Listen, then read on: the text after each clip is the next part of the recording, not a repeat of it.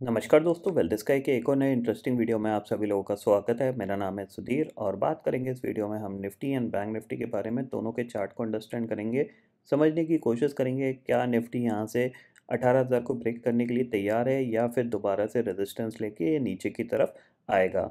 इस चीज़ को हम समझने की कोशिश करेंगे, तो जल्दी से इस वीडियो को स्टार्ट करते हैं। वीडियो स्टार्ट करने से पहले आपसे बात कर लेते हैं मार्केट एट 11 के वीडियो की। मार्केट एट 11 के वीडियो में मैंने आपको क्लियरली बताया था मार्केट थोड़ा सा रेंज बाउंड रह सकता है, बट इतना ये ब्रेकआउट देगा इसकी चांसेस मेरे को थोड़े से कम लग रहे थे। बट ग्लोबल मार्केट जिस तरीके से स्ट्रॉन्ग थे कल के ट्रेडिंग सेशन में, तो उसी चीज़ का यहाँ पे फ़ायदा हमारे मार्केट को भी मिला और नीचे से काफ़ी अच्छी एक रैली बनती हुई दिखाई दी। इस रैली में बेसिकली मैंने जो एक ट्रेड डाली थी, एक ही ट्रेड डाली थी और ज़्यादा क्वांटिटी नहीं थी, सिर्फ 5,000 क्वांटिटी थी 18,100 की कॉल की, जिसके पीछे का लॉजिक भी मैं आपको यहाँ पे एक्सप्लेन करूँगा क्यों मैंने वो खरीदी थी।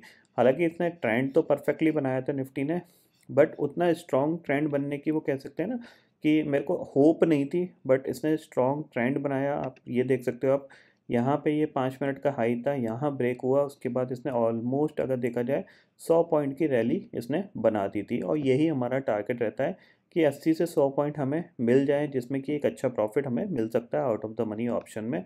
तो यही चीज़ सोच के मैंने यहाँ पे वो 18,100 की कॉल बाय करी थी 7.5-8 रुपये पे। 5,000 क्वांटिटी थी और जो प्रॉफिट बुक किया मैंने 15.5-16 रुपये पे प्रॉफिट बुक कर लिया। बेसिकली डबल पे प्रॉफिट बुक कर लिया था, क्योंकि विक्स लो है, आपको इतना ही टारगेट मिल सकता है, इससे ज़्यादा मिलने के चांसेस कम रहते हैं।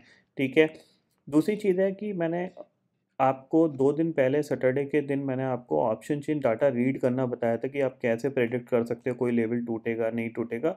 तो वो सेम पैटर्न आज बन रहा था, कल भी बना था, आज भी बना, और उसी के बिहाफ पे मैंने 18,100 की कॉल बाय करी थी। देखने को क्या मिला था कि जब मार्केट खुलने के बाद जब निफ्टी 18,000 17,850 के आसपास ट्रेड करने लगा था, तो वहाँ पे क्या हुआ था कि मैंने जो देखा 17,900 की जो कॉल थी, सॉरी जो पुट थी, वहाँ पे धीरे धीरे ओपन इंटरेस्ट बढ़ता जा रहा था। पहले अराउंड 25 लाख का था, फिर 30 का हो गया, फिर 35 का हो गया, फिर 40 का हो गया। जैसे ही वो 40 का ओपन इंटरेस्ट क्रॉस किया, तो यहाँ पे मेरे को एक चीज़ देखने को मिली चार्ट के अंदर कि यहाँ पे जो मार्केट था ना, ईज़िली 17,850 के ऊपर सस्टेन करने लग गया था। आप देख रहे हो जैसे ही इसने 17,850 को निकाला दोबारा से, फिर सस्टेन करने लग गया, इसके नीचे नहीं आ रहा था। ठीक है। तो मैंने यही सोच के यहाँ पे क्या किया कि जैसे ही ये इसने ऊपर अपने हाई के ऊपर निकला, यानी 5 मिनट का हाई इसने निकाला, मैंने वो 18,100 की कॉल बाय कर ली थी। फिर मैं उसको रखे रहा, यहाँ पे continuously green green green candle बनाने लगा। इस कैंडल पे बेसिकली वो डबल हो गई थी, ऑलमोस्ट उसने 14 के आसपास का हाई बना दिया था। फिर यहाँ पे ये हायर साइड पे सस्टेन करने लगा, तो मेरे को एक्सपेक्टेशन लगा कि एक और मूवमेंट आ सकता है, क्योंकि फिर बैंक निफ्टी भी रिकवर होना स्टार्ट हो गया था। तो इस मूवमेंट में वो अराउंड 15 साढ़े 15 16 तक चली गई थी, तो वहीं पे मैंने अपना प्रॉफिट बुक कर लिया था, क्योंकि इसके ऊपर क्या है, ये फिर रेजिस्टेंस फेस करके दोबारा से मार्केट नीचे आ सकता था। फिर मैंने अपना प्रॉफिट बुक करके साइड हो गया था, क्योंकि मेरे को ज़्यादा बड़ी एक्सपेक्टेशंस नहीं थी। तो मैंने सिर्फ छोटी सी ट्रेड डाली थी, ज़्यादा बड़ी ट्रेड भी नहीं डाली थी। ठीक है। बैंक निफ्टी ने सेम चीज़, जब वो अपने रिकवरी होकर डे हाई के ऊपर सस्टेन करने लग गया यहाँ पे, तो इसने भी एक अच्छा मूवमेंट दिखाया था। बट बैंक निफ्टी में मैंने कोई ट्रेड नहीं डाली, क्योंकि बैंक निफ्टी में अकेला एक एसबीआई और एचडीएफसी बैंक थे, ये दोनों ऊपर की तरफ बैंक निफ्टी को ला रहे थे, जिसमें एसबीआई का ज़्यादा पार्टिसिपेट था और थोड़ा एक्सिस बैंक का भी पार्टिसिपेट था। बट स्टिल ऊपर हायर साइड पे इसके पास रेजिस्टेंस था यहाँ पे, इसीलिए फिर मैंने ज़्यादा दिमाग नहीं लगाया, फिर जो भी प्रॉफिट मिला उसको लेके बाहर निकल गए। अराउंड 45,000 के आसपास का प्रॉफिट मिला, वो लेके हम बाहर आ गए। अब यहाँ पे हमें समझना है कि कल क्या हो सकता है। देखो, कल का इम्पोर्टेंट ट्रेडिंग सेशन रह सकता है। क्यों रह सकता है? क्योंकि आज यूएस मार्केट के अंदर क्या होगा वो सबसे ज़्यादा इम्पोर्टेंट है, क्योंकि आज यूएस इन्फ्लेशन डाटा आने वाला है।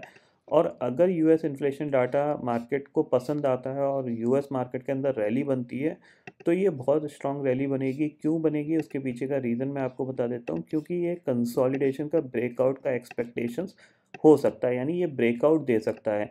और अगर ब्रेकआउट दिया, तो कम से कम अगर मैं एक्सपेक्ट करूं, तो यहाँ से एक दो ट्रेडिंग सेशन के अंदर ही 1,000 से 1,500 पॉइंट की रैली आ सकती है डाउ के अंदर। ठीक है। और अगर ये ब्रेकआउट नहीं दिया, तो फिर इस दोबारा से ये नीचे जा सकता है। ठीक है। तो इतना आप क्लियरली समझ लीजिए कि अगर यहाँ पे ब्रेकआउट आता है, तो फिर मैं आपको बता देता हूँ कि टारगेट कितना बन सकता है इसका। ईजिली 35,000 और इवन 35,500 तक टारगेट मिल सकते हैं डाउ के अंदर। तो यानी हमारा मार्केट फिर ईजिली 18,000 को क्रॉस कर देगा, ये चीज़ आप क्लियरली समझ लीजिए। सबसे ज़्यादा इफेक्ट जो पड़ेगा वो नैस्डैक के अंदर पड़ेगा, क्योंकि नैस्डैक ही काफ़ी ज़्यादा गिरा था। तो कहीं ना कहीं अगर यूएस इन्फ्लेशन डाटा पॉजिटिव आता है तो नैस्डैक आपको काफ़ी तेज़ी से भागता हुआ दिखाई दे सकता है। 13,300 13,400 के टारगेट यहाँ पे ओपन होंगे, ठीक है। पॉजिटिव आता है और यूएस मार्केट के अंदर ब्रेकआउट आता है। अगर मान लीजिए आज का मार्केट यूएस मार्केट गिर के बंद हो जाता है तो फिर हम दोबारा इसी चैनल के अंदर स्टक रहेंगे, जिस चैनल के अंदर हम अभी तक ट्रेड कर रहे हैं। यानी क्या है वो चैनल है, यही बजट का हाई, ठीक है, और नीचे आपके पास 17,650। तो यहाँ पे अगर मैं बताऊँ तो मेरा कोई ओपिनियन नहीं है कि मार्केट किधर की साइड कैसा खुलेगा, क्योंकि सब कुछ एक कह सकते हैं नॉलेज किस चीज़ पे ओपनिंग होगी कि आज यूएस मार्केट कैसे बंद होते हैं। बट अगर कहीं ना कहीं ये 17,800 के आसपास मिलता है तो वहाँ पे एक बार चांसेस यहाँ पे बनना चाहिए। एक बार आप बाय करके ज़रूर काम कर लीजिएगा, नीचे की साइड पे हो सकता है एक पुल बैक आ जाए, ठीक है। इतना आपको क्लियरली समझ में आ गया। हायर साइड पे अगर बहुत बड़ा गैप अप खुल जाता है, लेटर से वो 18,100 के आसपास ही गैप अप खुल जाता है, तो फिर आपको थोड़ा सा वेट एंड वॉच रखना पड़ेगा, या फिर आप यहाँ पे शॉर्ट भी कर सकते हो, क्योंकि ये काफ़ी ज़्यादा ऊपर खुलेगा तो फिर नीचे से ऑलरेडी चल चुका है तो एक प्रॉफिट बुकिंग आ सकती है थोड़ी बहुत, उसके लिए आप थोड़ा सा सेल करके काम कर सकते हो। बहुत बड़ा गैप अप खुलेगा तो आपको सेल करना है, बहुत बड़ा गैप डाउन खुलेगा तो आपको एक बार बाय करके काम करने देना है।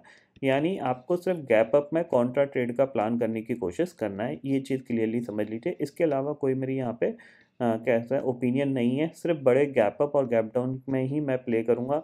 फ्लैट खुलेगा तो फिर जैसा मार्केट की रेंज बनेगी, जैसा मार्केट शो करेगा, ट्रेंड बनेगा नहीं बनेगा, वो हमें स्क्रीन पे पता चल जाएगा, ठीक है। सेम चीज़ बैंक निफ्टी। अगर हम बैंक निफ्टी की बात करें तो बैंक निफ्टी अगर बहुत बड़ा गैप अप खुलता है, मान लीजिए 42,000 के आसपास खुलता है, तो फिर यहाँ पे हमें थोड़ा सा वेट एंड वॉच करना पड़ेगा, क्योंकि हो सकता है 42,000 को इस अटेम्प्ट में क्रॉस कर जाए। अगर करेगा तो फिर इसके पास नए टारगेट ओपन होते हुए दिखाई देंगे, तो वो चीज़ आप क्लियरली समझ लीजिए। बट नीचे इसके बाद अच्छा खासा सपोर्ट बना हुआ है 41,200 से लेके 41,000 का, तो वहाँ पे अगर ये मिलता है तो हम ज़रूर बाय करेंगे, इतना आप क्लियरली समझ लीजिए। ऑप्शन चेन डाटा में अगर हम देखें तो इस पर्टिकुलर सीरीज़ में अभी तक 18,000 की पुट पे कोई इतनी ज़्यादा एक्टिविटी नहीं हो रही है। सिर्फ 20 लाख का ओपन इंटरेस्ट खड़ा हुआ है यहाँ पे, और कॉल साइड पे अभी भी 68 लाख का ओपन इंटरेस्ट खड़ा हुआ है। इसके ऊपर मतलब 18,100 के आसपास ही निफ्टी खुलता है तभी हम शॉर्ट करेंगे, अदरवाइज हम 18,020 18,030 के आसपास खुलेगा तो हम पॉजिटिव प्राइस एक्शन बनेगा तो हम पॉजिटिव साइड ट्रेड करने की कोशिश करेंगे। यानी क्लियरली मेरा जो ओपिनियन है यहाँ पे बहुत ज़्यादा कंफ्यूजिंग हो रहा है मेरे खुद के लिए, क्योंकि मुझे नहीं पता यूएस इन्फ्लेशन डाटा आने के बाद यूएस मार्केट कैसा बिहेव करेंगे। क्योंकि एक्सपेक्टेशंस मेरे यही है कि चार्ट जिस तरीके का शो ऑफ कर रहा है उस तरह से ये पॉजिटिव साइड पे बिहेव कर सकता है। क्योंकि देखो, ठीक है, ये देखो जिस तरीके का मतलब चार्ट बन रहा है उस हिसाब से तो ये लग रहा है कि पॉजिटिव साइड ही बिहेव करेगा।